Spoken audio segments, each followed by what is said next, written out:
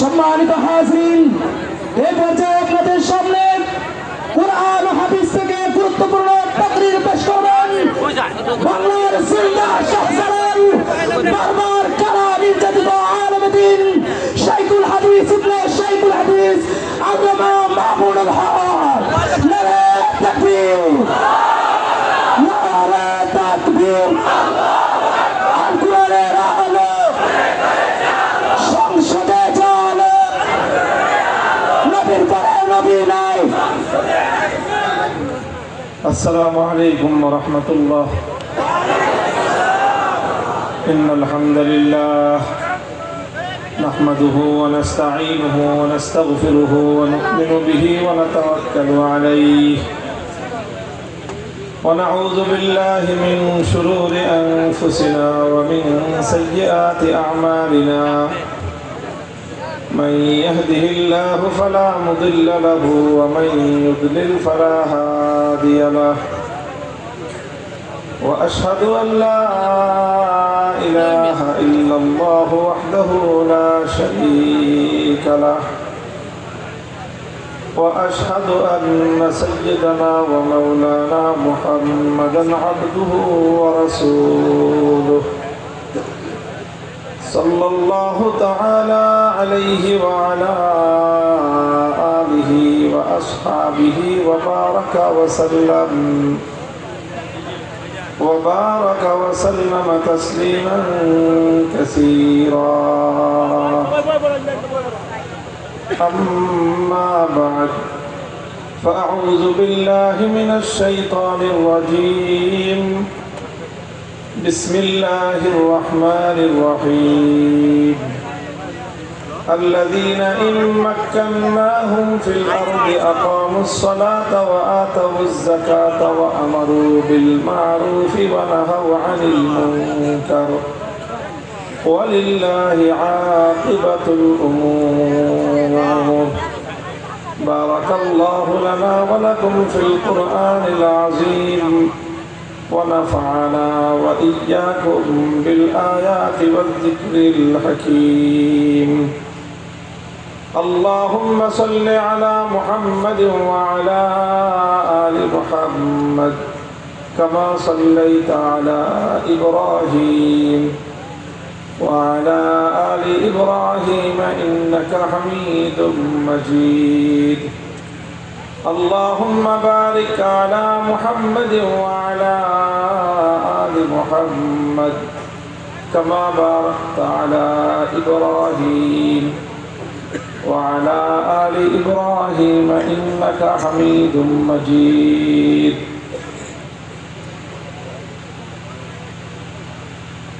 সম্মানিত সভাপতি, উপস্থিত হযরত উলামায়ে কেরাম, পরম শ্রদ্ধাভাজন আমার মুরব্বী সাহেবান, সমবেত কোরআন প্রেমিক, নবী প্রেমিক, তাওহীদি মুসলমান ভাই ও বন্ধুগণ, পর্দার অন্তরালে অবস্থানরত আমার সম্মানিত মা ও বোনেরা,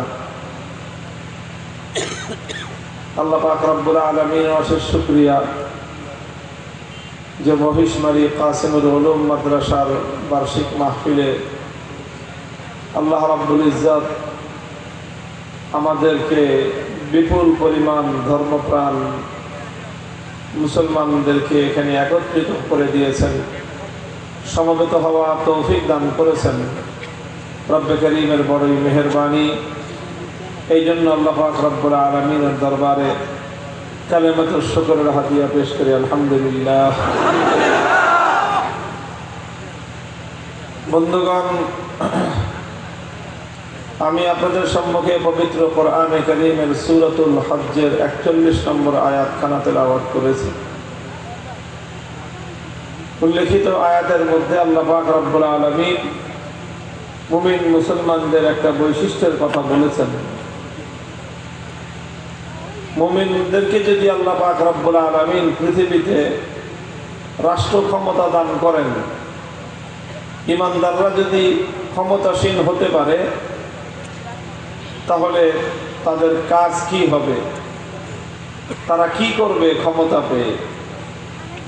আল্লাহ পাক রব্বুল আলামিন সেই কর্মসূচিগুলো এবং ক্ষমতাসীন ইমানদারদের দায়িত্বগুলো আল্লাহ বর্ণনা করেছেন। এখানে একে একে আল্লাহ পাক রব্বুল আলামিন 4টা কাজের কথা উল্লেখ করেছেন। আল্লাহ বলেন, الذين إن مكناهم في الأرض أقاموا الصلاة وآتوا الزكاة وأمروا بالمعروف ونهوا عن المنكر ولله عاقبة الأمور। আমি যদি ইমানদারদেরকে ক্ষমতা দেই তাহলে তারা ক্ষমতাসীন হয়ে সর্বপ্রথম যেই কাজটা করবে সেটা হলো আকামুস সালাত। তারা ইমানদারদের মধ্যে নামাজ কায়েম করবে। তাদের 2 নম্বর দায়িত্ব হবে ওয়া আতাউজ যাকাত। তারা যাকাত বাস্তবায়ন করবে। 3 নম্বর কাজ হবে ওয়া আমারু বিল মারুফ। তারা মানুষকে সৎ কাজের আদেশ দিবে। 4 নম্বর কাজ হবে ওয়া নাহাউ আনিল মুনকার। অন্যায় কাজে, পাপ কাজে, গুনাহের কাজে নিষেধাজ্ঞা জারি করবে। এটা হবে যদি কোনো মুসলমান ক্ষমতা পায় তাহলে তাদের কাজ। এটা কিন্তু আমি কোনো ব্যাখ্যা করি নাই কোরআনে কারীমে। আল্লাহ যা বলেছেন সেটার অনুবাদ করলাম শুধু। আলেম ওলামা এখানে আছেন। আমি আবারও আপনাদেরকে রেফারেন্স দিচ্ছি, সূরাতুল হজ্জের 41 নম্বর আয়াত। আপনারা প্রয়োজনে বাড়িতে গিয়ে কোরআনের বাংলা অনুবাদ করে মিলায় দেখবেন যে আমি যা বললাম কথাগুলো তা আছে কিনা। কোরআনের মধ্যে যেই কথাগুলি আল্লাহ বললেন এই কথাগুলি কি আমার কথা? দুনিয়ার কোনো মোল্লা মৌলবী আলেম ওলামাদের কথা? এই কথাগুলো সরাসরি কার? তো আল্লাহ বলতেছেন ইমানদাররা ক্ষমতা পেলে আমি যদি আল্লাহ তাদেরকে ক্ষমতা দেই তাহলে তারা এই কাজগুলো করবে। কোরআনের এই আয়াতের দ্বারা প্রথম প্রমাণ হয় ক্ষমতা দেওয়ার মালিককে। কোরআনের কথা মুমিনদেরকে বোঝাতে চায়, ইমানদারদের বিশ্বাসের মধ্যে এই কথা আল্লাহর কোরআন গেঁথে দিতে চায় যে ক্ষমতার মালিক আল্লাহ। আল্লাহ যখন কাউকে ক্ষমতা দেওয়ার সিদ্ধান্ত গ্রহণ করেন দুনিয়ার সমস্ত শক্তি মিলে তার ক্ষমতাকে বাধা দিতে পারে না। আবার যখন আল্লাহ কারো কাছ থেকে ক্ষমতা ছিনিয়ে নিতে চান সারা দুনিয়ার সমস্ত শক্তি ক্ষমতা রক্ষা করার সকল অপচেষ্টা, ক্ষমতাকে রক্ষা করার চারিদিক থেকে নির্মিত প্রতিরোধ ব্যূহ সব ভেঙ্গে চুরমার করে আমার আল্লাহ যার কাছ থেকে ক্ষমতা নিতে চান এক মুহূর্ত ক্ষমতায় থাকার তার শক্তি থাকে না। এটা আল্লাহ পাক রব্বুল আলামিন বহুবার প্রমাণ করেছেন। قل اللهم مالك الملك تؤتي الملك من تشاء وتنزع الملك ممن تشاء وتعز من تشاء وتذل من تشاء بيدك الخير। আল্লাহ নিজে শিক্ষা দিয়েছেন। বলেন আপনি প্রত্যেকটা মানুষ তোমরা বলো আল্লাহুম্মা মালিকাল মুলক, হে আল্লাহ আপনি হলেন রাজত্বের মালিক, আপনি হলেন ক্ষমতার মালিক। তুতিল মুলকা মান তাশা, যাকে ইচ্ছা তাকে আপনি রাজত্ব দান করেন। ওয়া তানজিউল মুলকা মিম্মান তাশা, যার কাছ থেকে ইচ্ছা আপনি ক্ষমতা ছিনিয়ে নেন।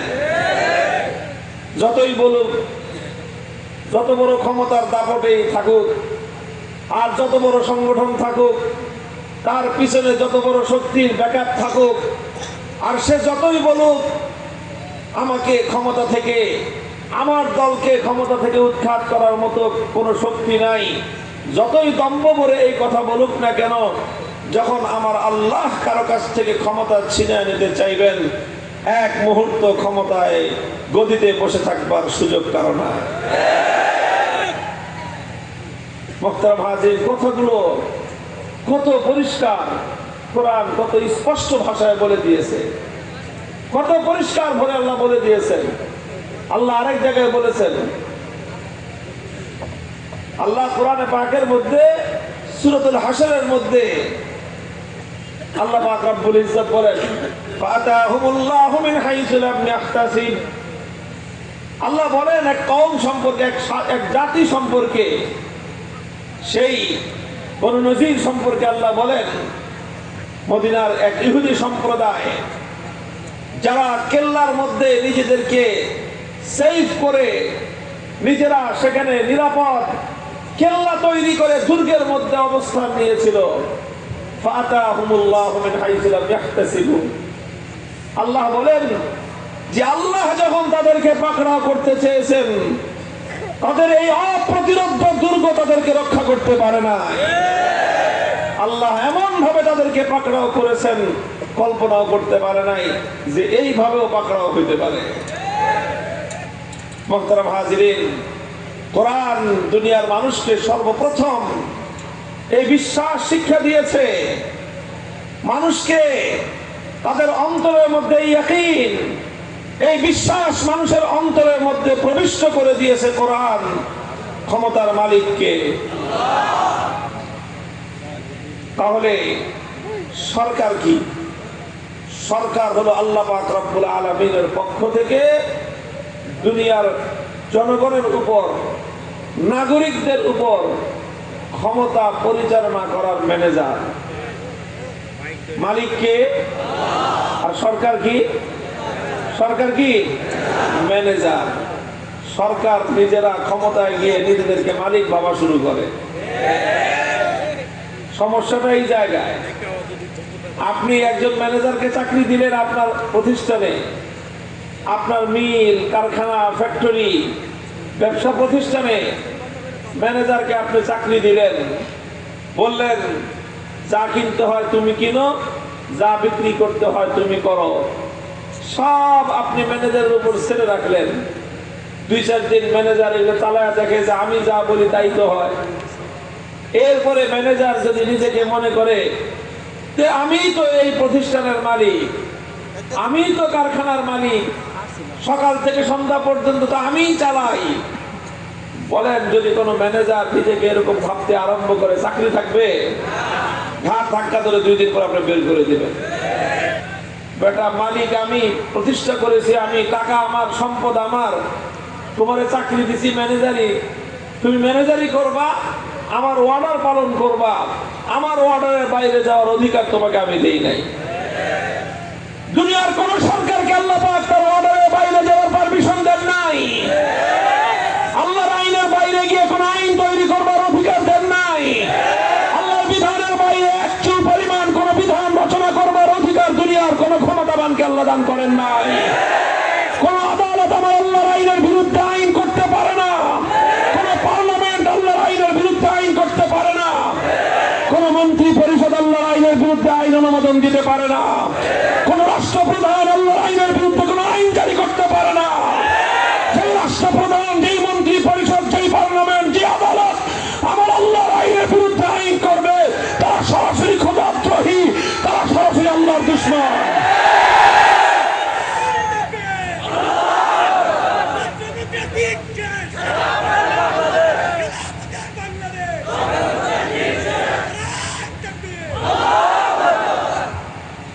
মুহতারাম হাজিরিন, এটা হলো প্রথম কথা। ইসলাম মানুষকে যে রাজনীতি শিখায়, ইসলাম মানুষকে যে রাজনীতি শিখায়, ইসলাম মানুষকে যে রাজনীতি করতে বলে, ইসলাম ইমানদারদের জন্য যেই রাজনীতি করার অনুমতি দেয়, সেটা হলো এই রাজনীতি যে মালিক হলেন কে? সরকার হলো আল্লাহর প্রতিনিধি। সুতরাং দুনিয়ার কোন ক্ষমতাধর, রাষ্ট্রপ্রধান, কোন সরকার, কোন পার্লামেন্ট, কোন সংসদ, কোন মন্ত্রী পরিষদ আল্লাহর আইনের বাইরে গিয়ে কোন আইন করতে পারবে না। যারা এই কথা বিশ্বাস করে তাদেরকে বলা হয় ইমানদার। আর যারা আল্লাহর আইনের বাইরে গিয়ে নিজেরা আইন করে, তারা চরম পর্যায়ের খোদাদ্রোহী, চরম পর্যায়ের খোদাদ্রোহী। যারা বেঈমান কাফের মুশরিক, তাদের সাথে তুলনা করলে আপনারা বুঝতে পারবেন যে আল্লাহর আইনের বিরুদ্ধে আইন করাটা কত ভয়ঙ্কর বিষয়। আমি আপনাদেরকে কোরআনে কারীমের একটা শব্দের একটু ব্যাখ্যা করে বুঝাই বিষয়টা। মুহতারাম হাজিরিন, কোরআনে কারীমের এক আয়াতের মধ্যে আল্লাহ পাক রব্বুল আলামিন ইরশাদ করেছেন, আলাম তারা ইলাল্লাযীনা ইয়াজুমুনা আন্নাহুম আমানু বিমা উনজিলা ইলাইকা ওয়া মা উনজিলা মিন ক্বাবলিক ইউরিদুনা আন ইয়াতাহাকামু ইলাত তাগুতি ওয়া ক্বাদ উমিরু আন ইয়াকফুরু বিহি ওয়া ইউরিদু আশ-শাইতানু আন ইউদিল্লাহুম দালালাম বাঈদা। আল্লাহ বলেন, আশ্চর্য হয়ে আল্লাহ বলেন যে দেখছেন কাহিনী, ব্যাপারটা লক্ষ্য করে দেখেছেন যে এক শ্রেণীর মানুষ আছে ইয়াজুমুনা আন্নাহুম আমানু, যারা নিজেদেরকে ইমানদার বলে দাবি করে। এই আপনি এতই করেন না ছোট ভাই, বয়ানি করতে পারতেছেন আপনাদের তারা,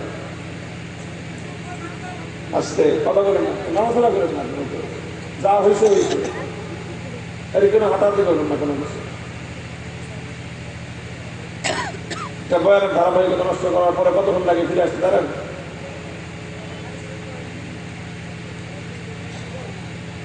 ألم تر إلى الذين يزعمون أنهم آمنوا بما أنزل إليك وما أنزل من قبلك يريدون أن يتحاكموا إلى الطاغوت।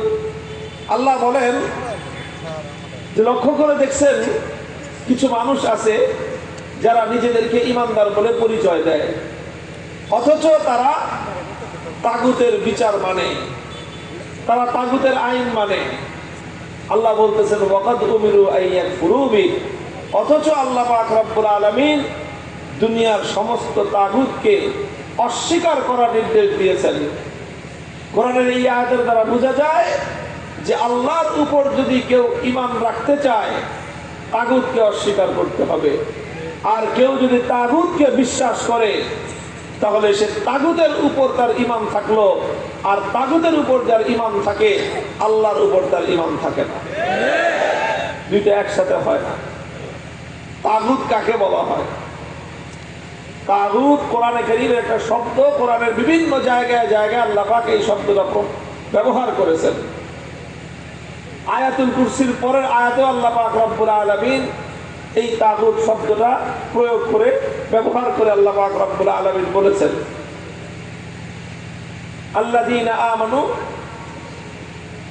ইউকাতিলুনা ফি সাবিলিল্লাহ ওয়াল্লাযীনা কাফারু ইউকাতিলুনা ফি সাবিলিত তাগুত। কোরআনে কারীমের অনেক জায়গায় এই শব্দ এসেছে। আমি আপনাদেরকে তাগুত শব্দটার একটু ব্যাখ্যা বুঝাই, বুঝতে পারবেন আমার এই আলোচনার মাধ্যমে আপনারা যে আল্লাহর আইনের বিরুদ্ধে বাইরে গিয়ে যারা আইন তৈরি করে তাদের অপরাধটা কত ভয়ঙ্কর এবং কত মারাত্মক।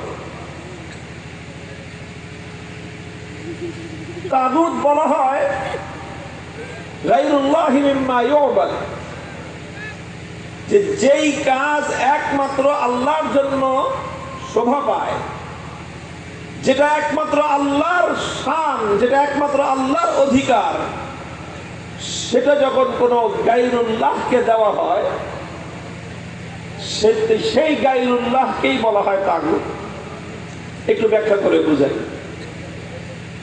বলেন তো ইবাদতের মালিক একমাত্র কে?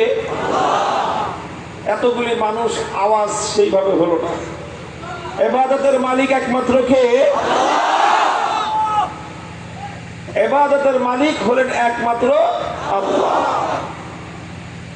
এখন কোন ব্যক্তি যদি আল্লাহকে বাদ দিয়ে অন্য কারো ইবাদত করে তখন তাকে সে আল্লাহর সমকক্ষ সাব্যস্ত করলো না? তো যাকে আল্লাহর সমকক্ষ সাব্যস্ত করা হলো অর্থাৎ সে হয়ে গেল আল্লাহর প্রতিদ্বন্দ্বী। কথা ঠিক কিনা?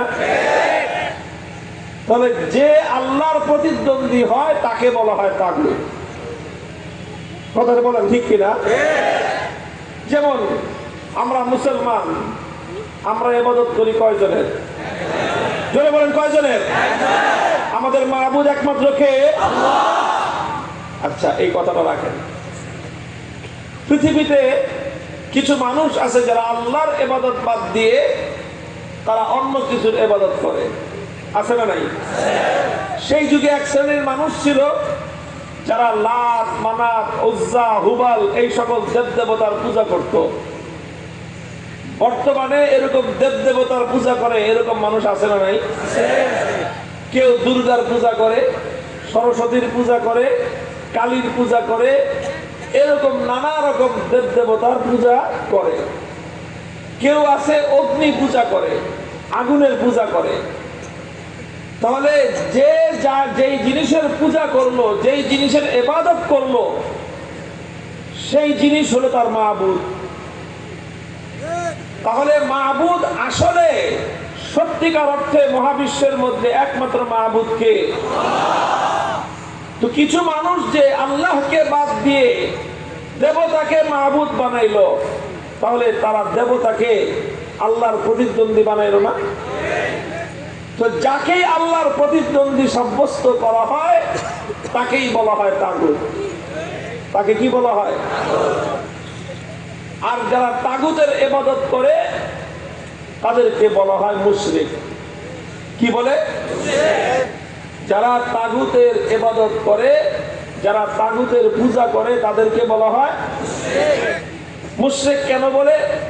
কারণ তারা আল্লাহর সাথে অন্য কাউকে শরীক করছে, এই জন্য তাদেরকে বলা হয় মুশরিক।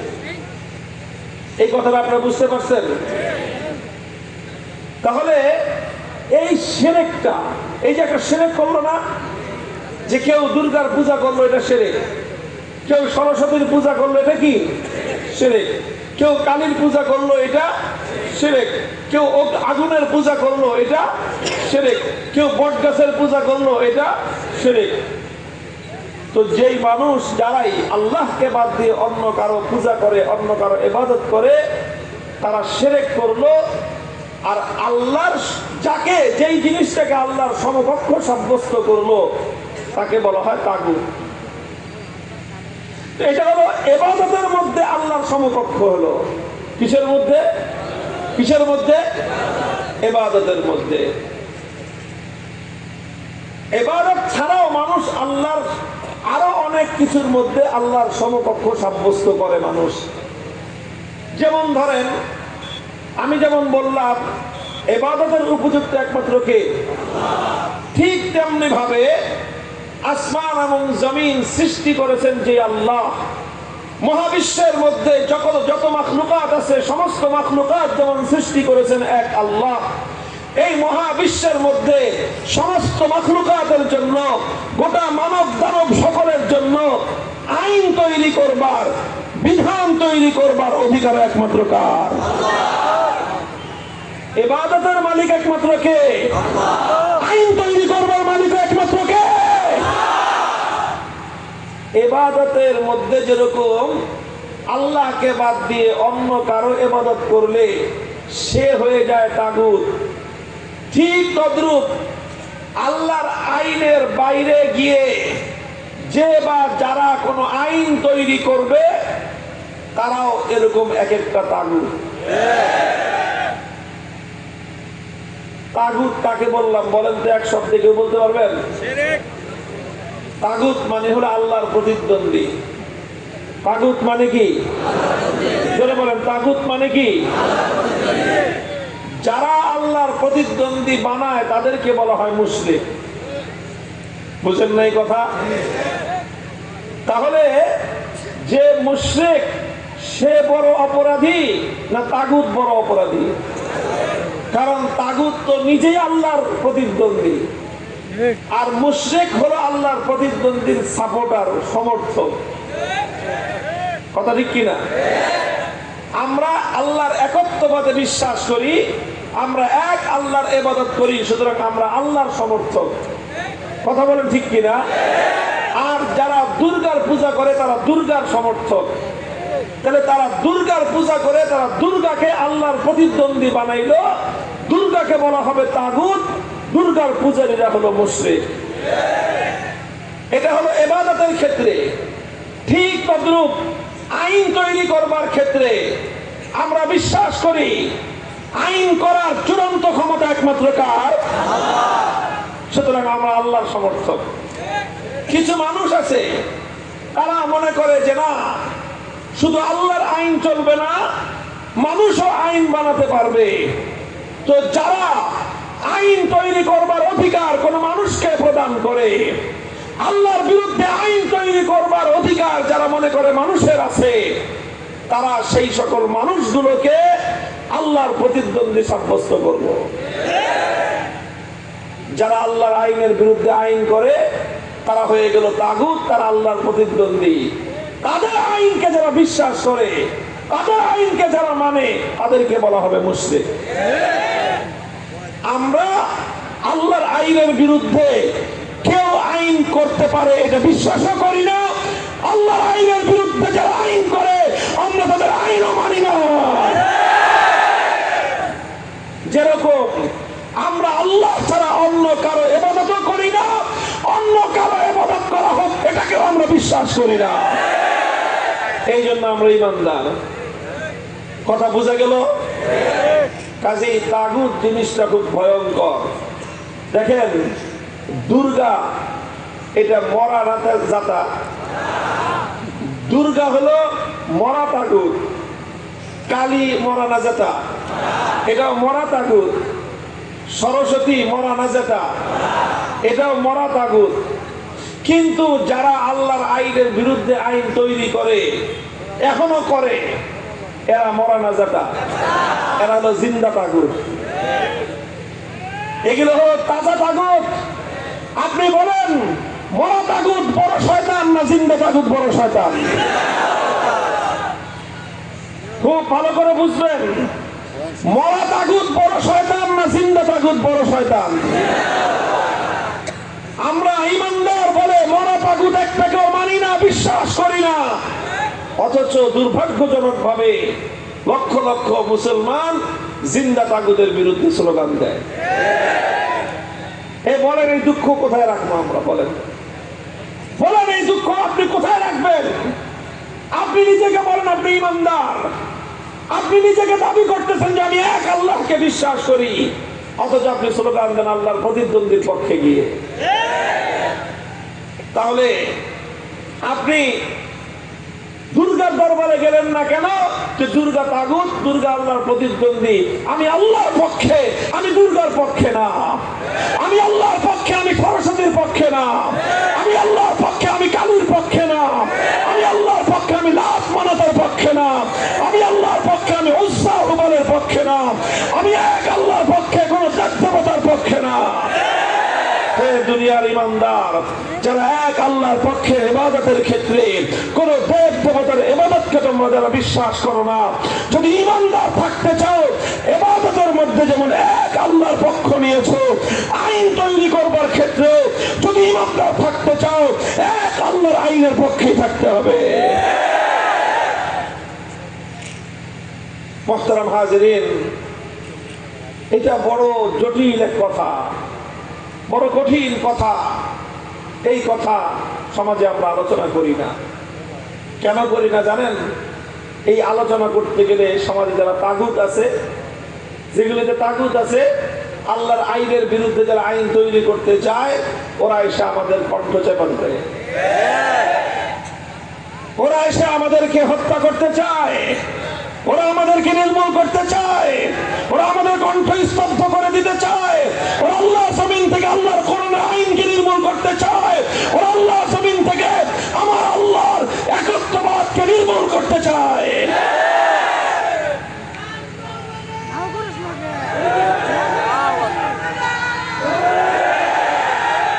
ইনশাআল্লাহ, ইনশাআল্লাহ যদি আমরা যদি সচেতন হইতাম। দেখেন আমি বলি কথাটা, আমরা ইবাদতের ক্ষেত্রে সচেতন আছি। কিসের ক্ষেত্রে? ইবাদতের ক্ষেত্রে সচেতন আছি। বলেন কোন ঈমানদার তার ঘরে কোনদিন কোন ঈমানদার দুর্গাকে সিজদা করবে? ওরা লক্ষ কোটি টাকা দিয়ে কোন এক ঈমানদারকে তাকে দুর্গার সামনে সিজদা করাতে পারবেন? কারণ ঈমানদার জানে এই ঈমানদারের মাথা নত হবে একমাত্র কার কাছে? এই জন্য সে দুর্গাকে পূজা করবে না, সে কালীকে পূজা করবে না, সরস্বতীকে পূজা করবে না, লাত মানাত উজ্জা হুবলকে সে কোনোদিন পূজা করবে না, কারণ সে জানে ইবাদত একমাত্র কার। কিন্তু দুর্ভাগ্য হলো যেই লোকটা ইবাদতের ক্ষেত্রে মেরে ফেললেও দুর্গার পূজা করতে রাজি না, আইন তৈরি করবার ক্ষেত্রে সেই লোকটাই আল্লাহর আইনের বিরুদ্ধে গিয়ে তাগুতের আইনের পক্ষে যুদ্ধ করতেছে। আরে গাধাজানি কোথাকার, তুই মরা তাগুতের পক্ষ নিলি না, জিন্দা তাগুতের পক্ষ নিলি, তুই কত বড় বেঈমান হলি। আল্লাহ আমাদেরকে বুঝবার তৌফিক দান করেন। ইমানদার, আমরা এই জিনিসটাই চাই। 1000 বছর পর্যন্ত, 1000 বছর পর্যন্ত এই পৃথিবীতে মুসলমানরা মিনাস শারকি ইলাল গারব ওয়া মিনাস শিমালি ইলাল জুনুব, পৃথিবীর উত্তর থেকে দক্ষিণ, পূর্ব থেকে পশ্চিম প্রান্ত পর্যন্ত অর্ধেকটা পৃথিবীতে মুসলমানরা এক আল্লাহর আইন কায়েম করেছে। মুসলমানদের 1000 বছরের শাসনকালে কোথাও আল্লাহর আইনের বিরুদ্ধে কোন আইন করবে দুনিয়ার কোন মানুষ এটা কল্পনা করতে পারত না, দুনিয়ার কোন মানুষ চিন্তা করতে পারত না। দুর্ভাগ্য, সেই তারপরে মুসলমানরা দুর্বল হয়ে গেল, পৃথিবীতে মুসলমানদের রাজত্বের পতন হলো। কাফের বেঈমান মুশরিকের দল ইহুদি খ্রিস্টানরা ষড়যন্ত্র করে এরপরে তারা পৃথিবীতে আধিপত্য বিস্তার করলো, মুসলমানদের কাছ থেকে রাজত্ব কেড়ে নিল। রাজত্ব হারিয়েছি, দুঃখ নাই, সম্পদ হারিয়েছি, দুঃখ নাই, দেশ হারিয়েছি, দুঃখ নাই, সব হারানোর চেয়ে বড় হারানো হলো কোটি কোটি মুসলমানকে ওরা তাগুতের গোলাম বানিয়ে মুসলমানদের ঈমানটা পর্যন্ত হরণ করে নিয়েছে। এই জন্য আমরা এক আওয়াজ, আমি আর কোনো ওয়াজ করি না ভাই, কি ওয়াজ করবো বলেন? যারা তাগুতের গোলামি করে, যারা তাগুতের আইনের জন্য লড়াই করে, ওরা নামাজের ওয়াজ কি করবো বলেন? বলেন, সেই লোক নাকি মূর্তিকে বিশ্বাস করে, ওরা নামাজের ওয়াজ করে লাভ আছে? আরে বেটা, তোর তো ঈমান নাই, ঈমান থাকলে সারা তারপরে তোর নামাজের দাম আছে। যার ঈমান নাই সারা জিন্দগিতে প্রতি বছর হজ করলে 50 বার 100 বার যদি হজ করে, এই 100 বার হজের 1 কানাকড়ি পরিমাণ দাম আছে। আর ঈমান নাই তোর হজের কি দাম, ঈমান নাই তোর নামাজের কি দাম, ঈমান যার নাই তার রোজার কি দাম, ঈমান যার নাই তার যাকাত এবং তার দান খয়রাতের কোনো দাম নাই। অথচ আজ মানুষ দুর্গার পূজা করে না ঠিক, দেব দেবতার পূজা করে না ঠিক, কিন্তু আইনের ক্ষেত্রে, বিধানের ক্ষেত্রে আল্লাহর প্রতিদ্বন্দ্বী তাগুতদেরকে মানুষ বিশ্বাস করে। হাজার হাজার লক্ষ লক্ষ নামধারী ঈমানদাররা তাগুতের আইন জমিনের মধ্যে বাস্তবায়ন করার জন্য আল্লাহর বিরুদ্ধে স্বয়ং যুদ্ধ ঘোষণা করতেছে। কাজেই আমরা যারা বুঝি, জাতিকে বোঝানোর চেষ্টা করতেছি, দায়িত্ব আমাদের, এ দায়িত্ব আমাদের। কিয়ামতের দিন যখন আল্লাহ আপনাদেরকে জিজ্ঞাসা করবে যে তুই কেন তাগুতের গোলামি করছিলি, তখন কিন্তু এই কথা বলতে পারবেন না যে হুজুররা বলে নাই, আমি বলে দিয়ে গেলাম। এই জবাব দিবেন যে হুজুররা তো কয় নাই আমাদেরকে যে তাগুতের গোলামি করা যাবে না, বলে দিয়ে গেলাম। ইমানদার মুসলমান খুব পরিষ্কার মনে রাখবেন, রাজনীতি আমি সবাইকে করতে বলি না, তবে যদি রাজনীতি করেন খবরদার আল্লাহর আইনের বিরুদ্ধে, যারা তাগুতের আইন চায় সেই রাজনীতি কোনো ইমানদারের জন্য করার সুযোগ নাই। আর যদি সাহস থাকে, আল্লাহকে যদি আপনি ভালোবেসে থাকেন, আপনার ইমানের প্রতি যদি আপনার মহব্বত, প্রেম আর ভালোবাসা থেকে থাকে, আসেন হাতে হাত রাখি, একটা শপথ করি, আল্লাহর জমিনে আল্লাহর কোরআনের বিরুদ্ধে আর কোন আইন তৈরি করতে দেব না, তৈরি করতে দেব না।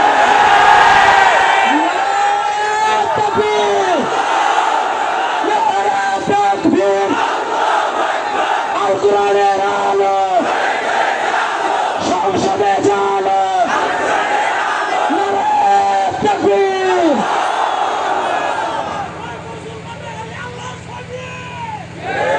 মুহতারাম হাজিরিন, এই জন্য আমি প্রথম যেই কথাটা আপনাদের সামনে কোরআনে কারীমের আয়াত থেকে পেশ করলাম, সেটা হলো الذين إن مكناهم في الأرض أقاموا الصلاة وآتوا الزكاة وأمروا بالمعروف ونهوا عن المنكر ولله عاقبة الأمور ক্ষমতার মালিক একমাত্র কে?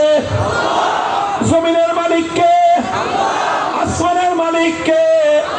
আসমান এবং জমিনের মধ্যখানে যত মাখলুকাত থাকে এই সব মাখলুকাতের সৃষ্টিকর্তা একমাত্র কে? সুতরাং সৃষ্টি যার, বিধান দেওয়ার অধিকার একমাত্র তার। একমাত্র আল্লাহ পাক রব্বুল ইজ্জত আইন করবেন, বিধান করবেন। আমার আল্লাহ হবেন বিধানদাতা, দুনিয়ার সমস্ত মানুষ হবে আল্লাহর বিধান মাননেওয়ালা। আল্লাহর বিধানের বাইরে গিয়ে যারা বিধান তৈরি করবে তাদেরকেই বলা হবে তাগুত। যারা ওই তাগুতকে মানবে তাদেরকে বলা হবে মুশরিক। আমরা মুশরিকও হতে চাই না, আমরা কোন তাগুতের পক্ষ অবলম্বন করতে চাই না। রাজি আছেন?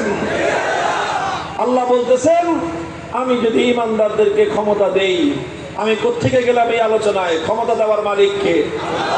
এটাই হলো ইসলামী রাজনীতির প্রথম কথা। এই যে দেখেন না ইসলামী রাজনীতি নিয়ে বিরোধ আমাদের সাথে, তাদের বিরোধটা কোথায়? এই জায়গাটায় বিরোধ। বিরোধ আর কিছু না, বিরোধ এই জায়গায়, মূল পয়েন্ট এই জায়গায়। আমরা বলি আইন দিয়েছেন আল্লাহ, আল্লাহর আইনের বাইরে গিয়ে আর কেউ আইন করতে পারবে না। তারা বলে যে না পারবো আমরা। এটাই হলো তর্ক, আর কোনো তর্ক নাই।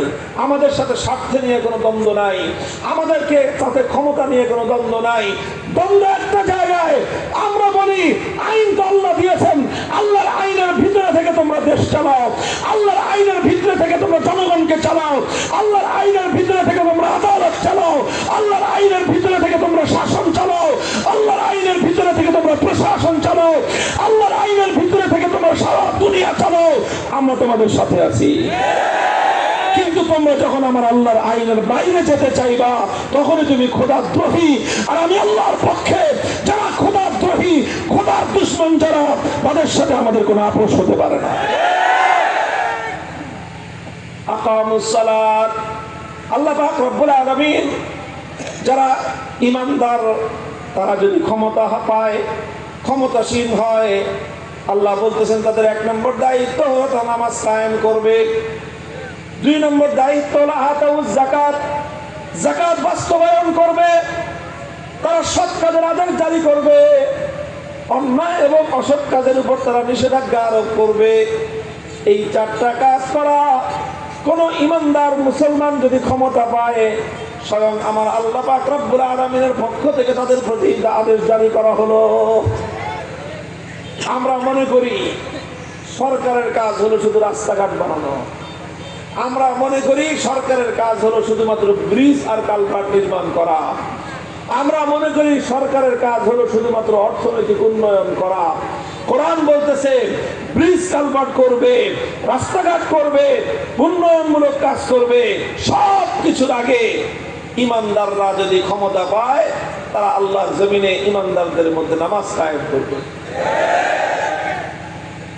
কেন নামাজের এতটা গুরুত্ব? কেন ভাই, কেন এত গুরুত্ব? ঐতিহাসিক ভাবে এটা প্রমাণিত। মনে রাখবেন, মুসলমানদের জন্য নামাজ এটা যেমনি ভাবে পরকালের মুক্তির চাবিকাঠি। কথা বলেন, মিফতাহুল জান্নাতিস সালাহ, নামাজ হলো জান্নাতের চাবি। নামাজ কি? জান্নাতের চাবি। যার কাছে চাবি নাই তার কাছে জান্নাতে ঢোকার মতো কোনো ব্যবস্থা নাই। এই জন্য নামাজ ইমানদারকে পরকালে জান্নাতে নিয়ে যাবে। এই নামাজ হলো জান্নাতের চাবি। এটা হলো পরকালে। নামাজ শুধু মুসলমানের পরকালের কল্যাণ করে না, আলহামদুলিল্লাহ নামাজ ইমানদার সমাজের দুনিয়ার এই ইহকালীন কল্যাণ ও নামাজের মধ্যে আল্লাহ পাক নিহিত রেখেছেন। খলিফাতুল মুসলিমিন ওমর ফারুক রাদিয়াল্লাহু তাআলা আনহু পৃথিবীর ইতিহাসের অন্যতম একজন সফল রাষ্ট্রনায়ক। কথা বলে ঠিক কিনা?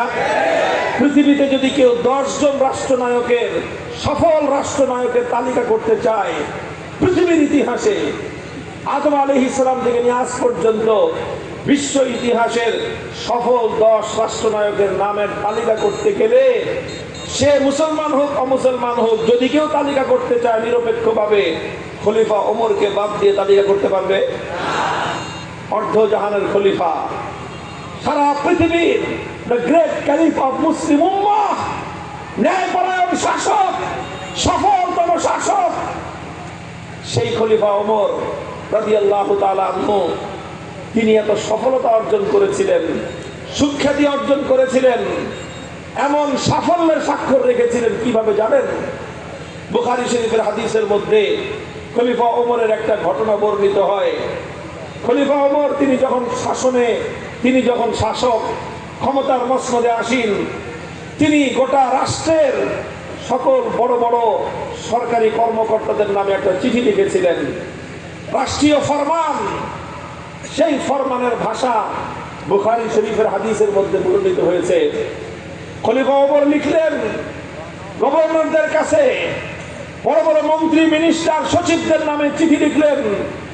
সেই চিঠিতে তিনি লিখলেন, ইন্না আহাম্মা উমুরিকুম ইনদি আস-সালাহ ফামান হাফিজাহা ফাহুয়া লিমা সিওয়াহা আহফাজ ওয়া মান দাইয়াহা ফাহুয়া লিমা সিওয়াহা আদিয়াউ।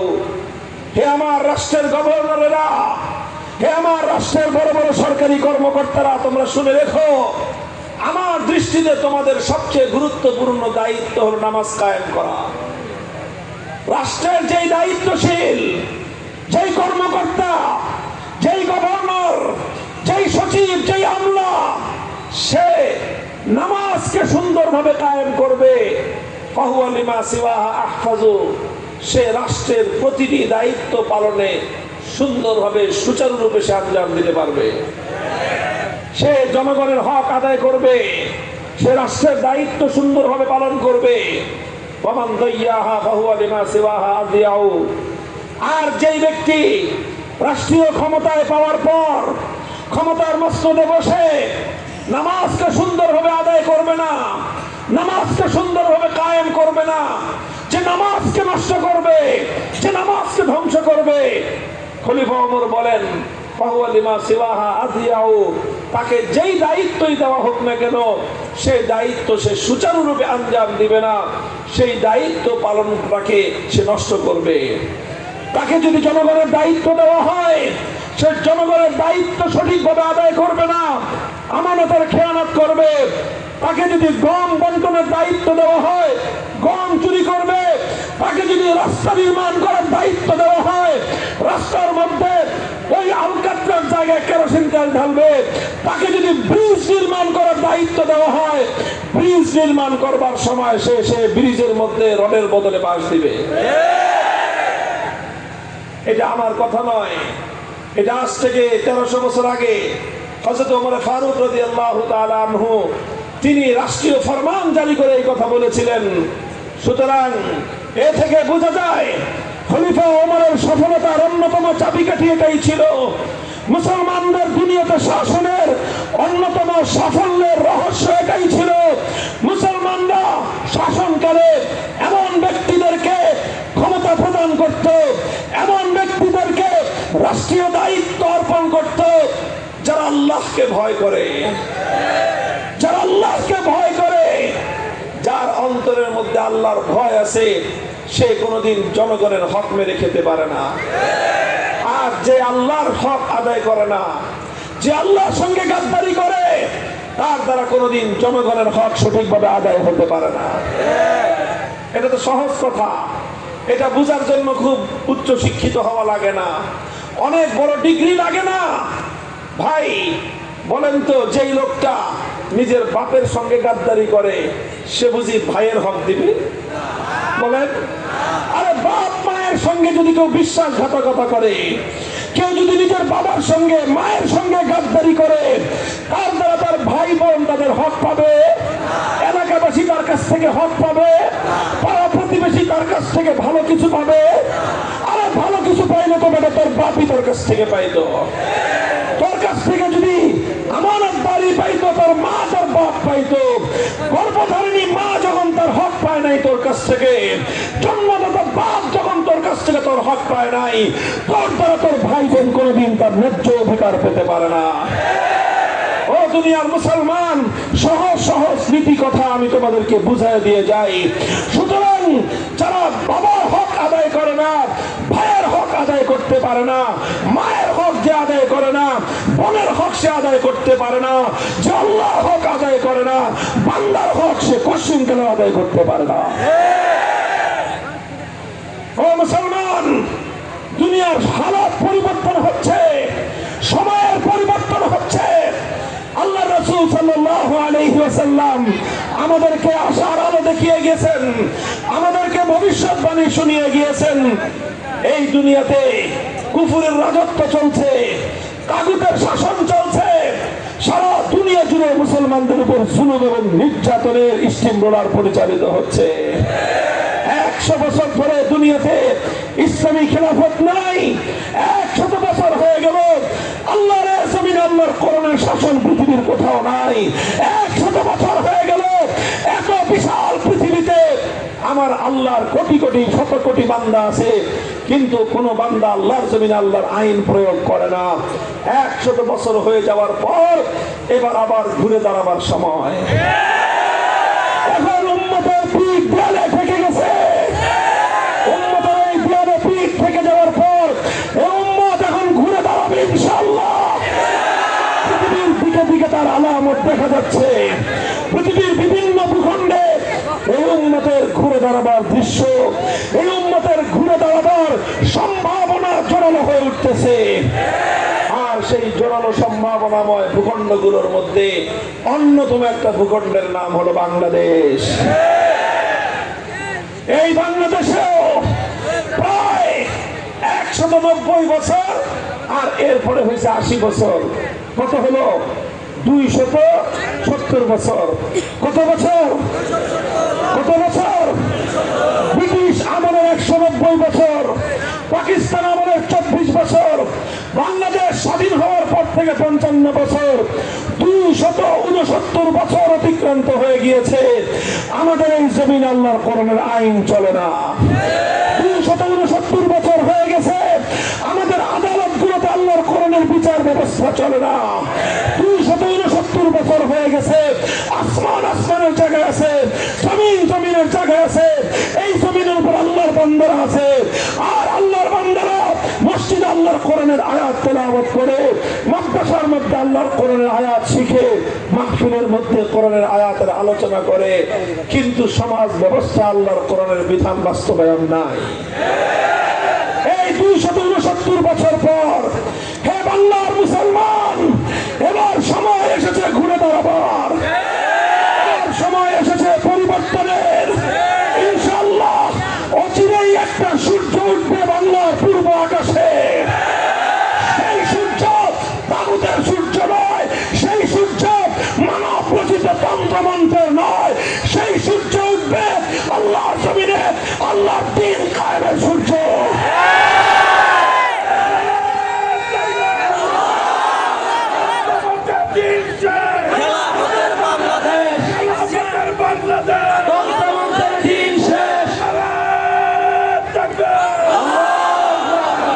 মোহতারাম হাজিরিন, আমরা আপনাদেরকে আশ্বস্ত করতে চাই, আমরা আপনাদেরকে আশ্বস্ত করতে চাই, আশার বাণী শোনাই।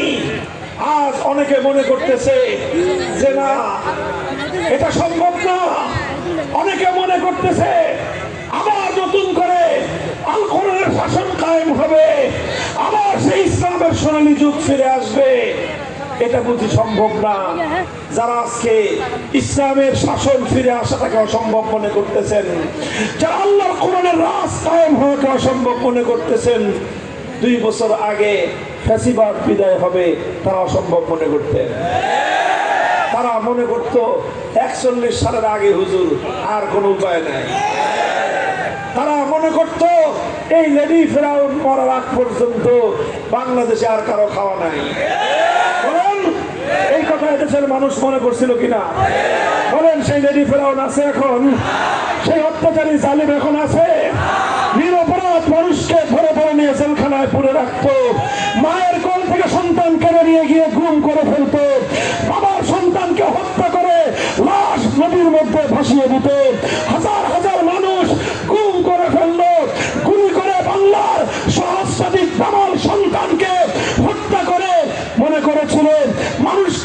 করলে, মানুষকে ভয় পাওয়ায় দিলে, মানুষকে ভীত সন্ত্রস্ত করে দিলে, মানুষ আর তার সামনে এসে প্রতিবাদ করতে ভয় পেয়ে যাবে, এটাই মনে করেছিল। বলেন, সেই লেডি ফেরাউন ক্ষমতার মসনদে আছে? সেই জুলুমের শাসন আছে? আমার আল্লাহ যখন সিদ্ধান্ত নিয়েছেন লেডি ফেরাউন তার দল বল সহ, তল্পি তল্পা সহ, দালাল চামচা আন্ডা বাচ্চা সব সহ এই সীমান্ত থেকে সে বিদায় নিয়েছে। নারায়ে তাকবীর, নারায়ে তাকবীর। জালেমদের আস্তানা দেখে দাও, ঘুরিয়ে দাও, এই বাংলায় রাখবো না। ভাই, 2 বছর আগে যেটাকে কেউ বিশ্বাস করতে পারে নাই, বাংলাদেশের মানুষের ধারণা ছিল লেডি ফেরাউন 1 লক্ষ মানুষকে যদি মারতে হয় সে মারবে, এরপরে সে ক্ষমতা ছাড়বে না। এটা বিশ্বাস ছিল, মানুষের এই কথা ছিল, মানুষের মুখে মুখে। সম্ভব না বলতো। বিশেষ করে 24 সালের জানুয়ারি মাসে যখন নির্বাচন হয়ে গেল, আমরা তখন জেলখানায় আমরা হাত পা ছেড়ে দিছি যে আর বুঝি সম্ভব হলো না, কোনোভাবেই সম্ভব না। কে আসবে, কোত্থেকে আসবে, তার সামনে দাঁড়ায় কথা বলার কারো সাহস নাই, হিম্মত নাই।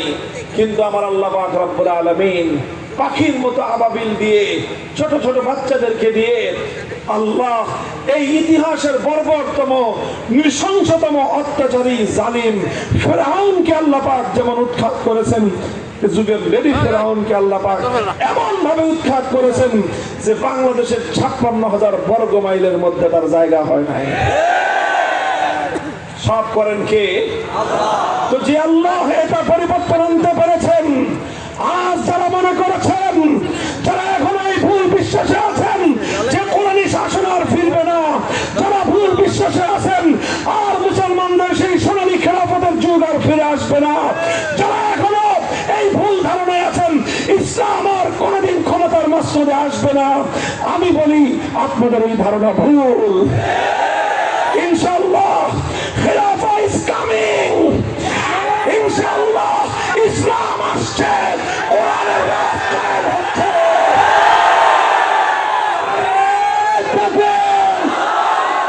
আল কোরআনের আলো, আল হাদিসের আলো, কোরআন সুন্নাহ যেখানে, নারায়ে তাকবীর।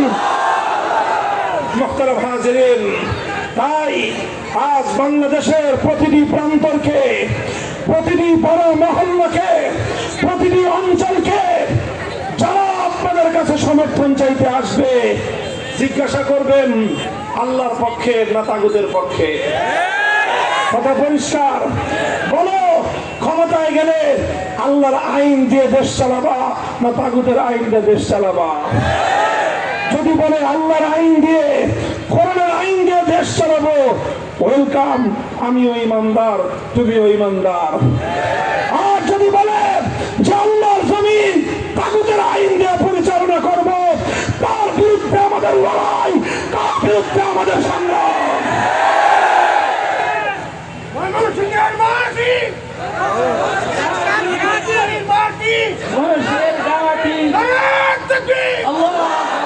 মুহতারাম হাজিরিন, ইনশাআল্লাহ আপনারা এটা মনে করেন না যে আলেম ওলামারা, কোরআনের আলেমরা, কোরআনের জ্ঞানীরা দেশ চালাতে পারবে না। এটা অনেকে বিভ্রান্তি তৈরি করে, ওয়াসওয়াসা দেয়, কুমন্ত্রণা দেয়।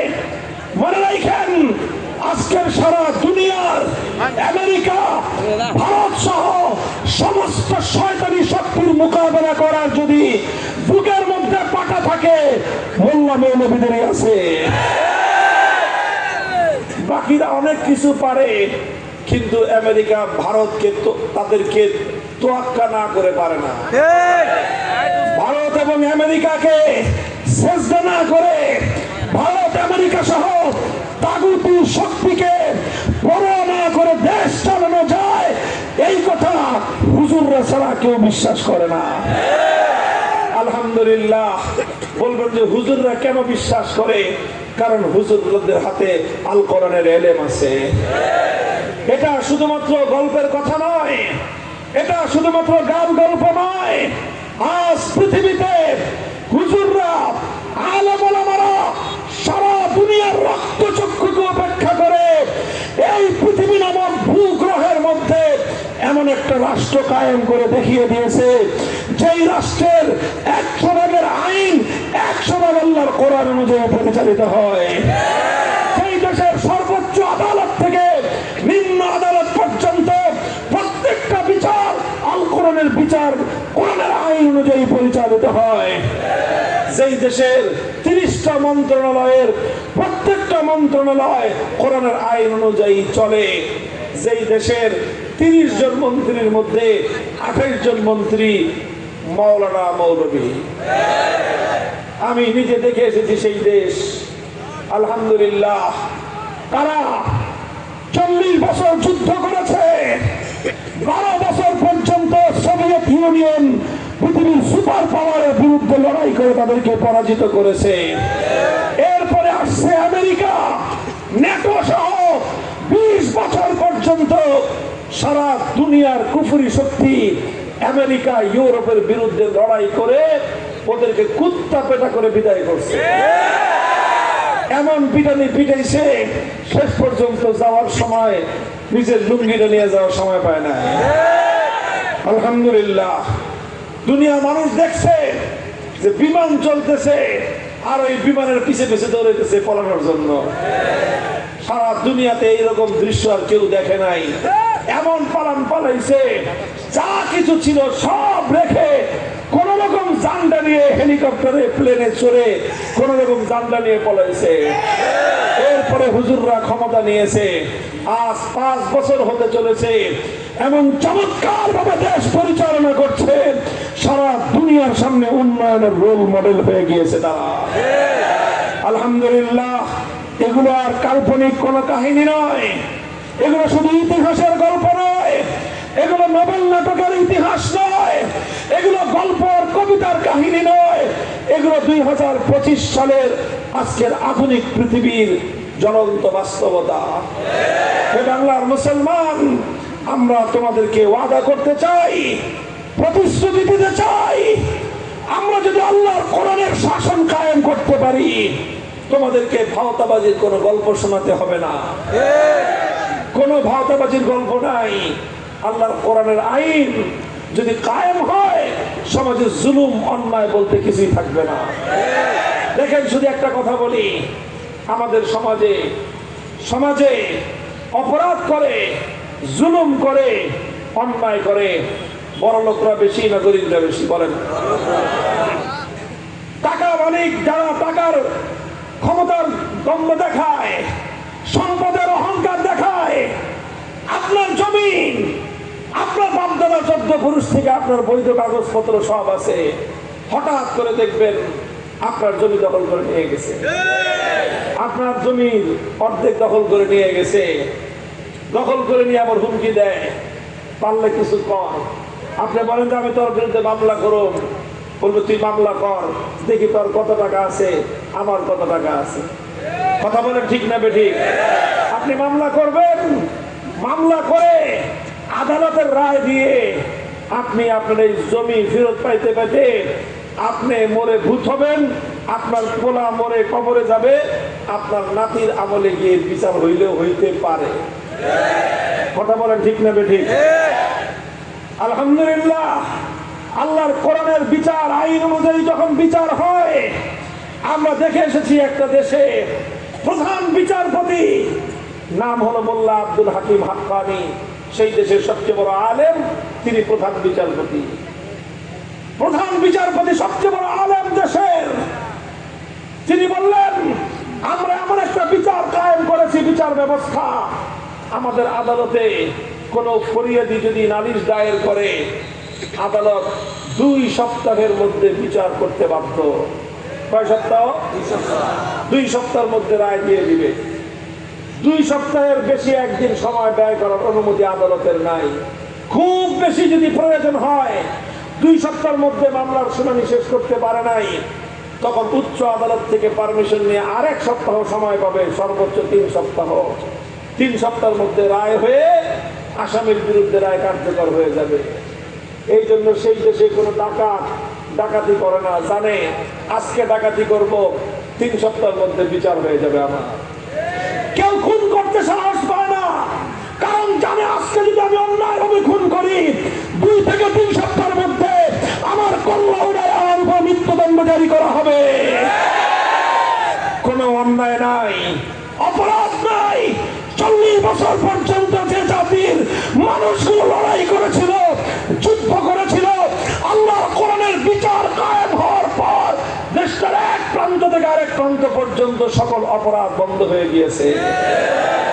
কারণ প্রত্যেকটা মানুষ জানে, ছিনতাইকারী জানে এখন আমি ছিনতাই করে পলাবো, 2 সপ্তাহের মধ্যে বিচার হয়ে যাবে। চোর জানে এখন আমি চুরি করে পলাবো, 2 সপ্তাহের মধ্যে চুরির বিচার হয়ে যাবে। খুনি জানে এখন আমি খুন করব, 2 সপ্তাহের মধ্যে আমারও মৃত্যুদণ্ড কার্যকর হয়ে যাবে। এই জন্য ভয়ে কেউ চুরি করে না, ছিনতাই করে না, চাঁদাবাজি করে না, রাহাজানি করে না, ডাকাতি করে না, খুন খারাপি করে না, মদ মাদক বলতে কিছুই নাই সেই দেশে। মুহতারাম হাজিরিন, আমরা চাই আমাদের এই সোনার বাংলাদেশ, সোনার মাটি, এই দেশটাকে আল্লাহর কোরআনের বিধান অনুযায়ী যদি চালানো যায়, এই দেশ পৃথিবীর মধ্যে একটা চমৎকার উন্নত শান্তির দেশ হবে। আসো আসো মুসলমান, অনেক তন্ত্র দেখেছো, অনেক মঞ্চ দেখেছো, অনেক দল দেখেছো, অনেক নেতা দেখেছো, অনেক নেত্রী দেখেছো। এবার তোমাদেরকে কোন নেতার শাসন নয়, কোন নেত্রীর শাসন নয়, কোন দলের শাসন নয়, আল কোরআনের শাসন কায়েম করার দাওয়াত দেই। আমি সারা দেশে ঘুরে ঘুরে একটা কথারই ফেরি করতেছি, সব রঙের বাংলাদেশ দেখা শেষ। কথা বলেন ঠিক না বেঠিক? সোনার বাংলাদেশ দেখা শেষ, নতুন বাংলাদেশ দেখা শেষ, সবুজ বাংলাদেশ দেখা শেষ, ডিজিটাল বাংলাদেশও দেখা শেষ, সব রং দেখা শেষ। এবার আসো হাতে হাত রাখি, গোটা বাংলার 56,000 বর্গ মাইল থেকে একটাই আওয়াজ উঠাই, এবারের বাংলাদেশ হবে ইসলামের বাংলাদেশ।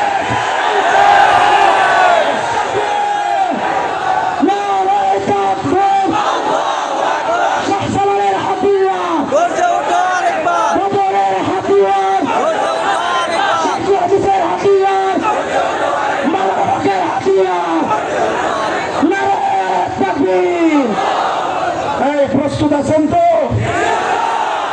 তবে মনে রাখেন, বিপ্লব শুধু কথা দিয়ে হয় না, স্লোগান দিয়ে বিপ্লব হয় না।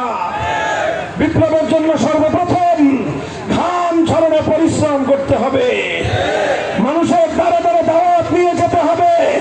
এই যাবেন তো ইনশাআল্লাহ?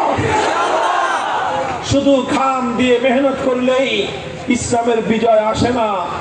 এর জন্য প্রয়োজন হয় রাতের অন্ধকারে আল্লাহর দরবারে চোখের অশ্রু ঝরিয়ে ফরিয়াদ জানাতে। আল্লাহর কাছে ফরিয়াদ করবেন তো? আল্লাহ, তুমি আমাদের জমিনে তোমার দ্বীন এবং ইসলামের ব্যবস্থা তুমি কায়েম করে দাও। মনে রাখবেন, শুধু ঘাম আর অশ্রু দিয়ে চূড়ান্ত বিপ্লব আসে না, ঘাম আর অশ্রু দিয়ে বিপ্লবের ময়দান তৈরি হয়। এরপরে যখন এই জমিন বিপ্লবের জন্য উর্বর হয়ে উঠবে, আল কোরআনের বিপ্লবের জন্য প্রয়োজন হলে শহীদি ঈদগাহে যেতে হবে, বুকের তাজা রক্ত দিতে হবে। সেজন্য মাথায় কাপড়ের কাপড় পরে আল্লাহর জমিনে আল্লাহর কোরআনের রাজ কায়েম করার জন্য শাহাদাতের রক্ত দিতে শহীদি ঈদগাহে কারা কারা যেতে প্রস্তুত থাকবে?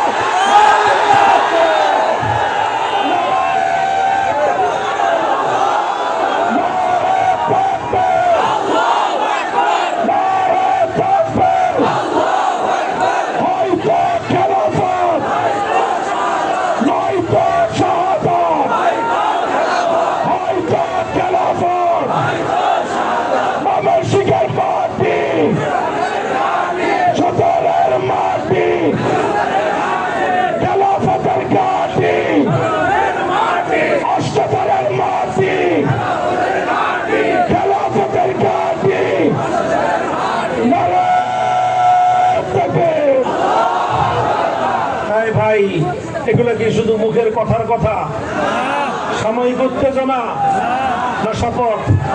বলেন শপথ, অঙ্গীকার কার সাথে?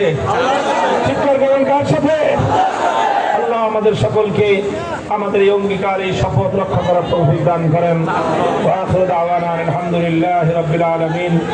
সুবহানাল্লাহি ওয়া বিহামদিহি সুবহানাল্লাহিল আযীম। اللهم صل على محمد وعلى آل محمد كما صليت على إبراهيم وعلى آل إبراهيم إنك حميد مجيد. محمد